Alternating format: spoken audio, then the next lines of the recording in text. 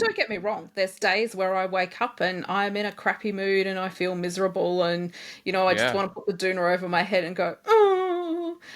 Right. And, there's frustration definitely. And, you think, oh, look, if I could only do something, whether it be it's going to take a long time to get to where I need to go because I've got to catch public transport versus being able to sort of, just leap in the car, or I've got to ask somebody for help.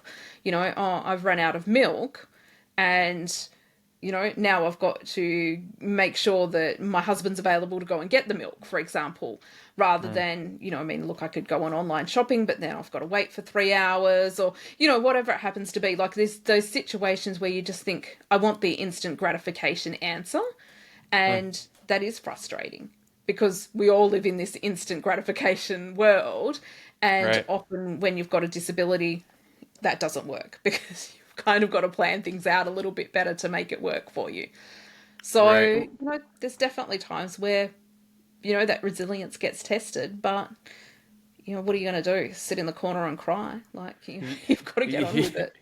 Yeah. Well, I don't know. I think I would argue that that's part of resilience because I don't think, in my experience, resilience isn't having a day where you have a bit of a meltdown Mm, emotionally or otherwise. Because like sometimes life just comes at us too quickly, too harshly, too unforgivingly, and I think it's only important that we kind of get back up after that meltdown because I think eventually, if we don't accept that we're having all these feelings like fuck this sucks, today's the worst, then like I think it makes the future days harder because we're always avoiding these negative emotions, and it seems like you handle them probably mm. better than most people.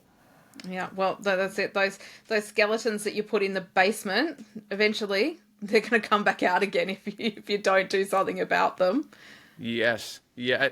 I was recently talking to somebody, and I used the analogy of like, putting all of these negative emotions into a dungeon and feeding this dragon down there. Because a lot of like, a lot of women aren't allowed to be angry. A lot of men aren't allowed to be sad and Mm, vulnerable. And I think we respectively put these emotions into that dungeon, into that dragon, and all that dragon does is just like breathe fire eventually and ends up like coming up in like shitty reactions, poor behavior, and to ruin hmm different relationships or aspects of our lives. But if we kind of like don't feed the dragon and we just let it all out one day and we're like, listen, I'm gonna have a day today that sucks and I'm gonna just dwell in it, and tomorrow I'm gonna get up and do my stuff. I don't know.